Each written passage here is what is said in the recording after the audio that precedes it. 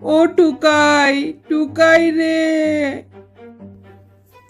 টুনি আর টুনির দাদা খবর পেয়ে সেখানে এসেও উপস্থিত হয়।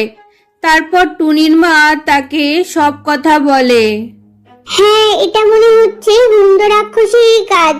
ও তো আগেও টুকাইকে চুরি করে নিয়ে গেছিল, এরকম তো প্রথমবার না।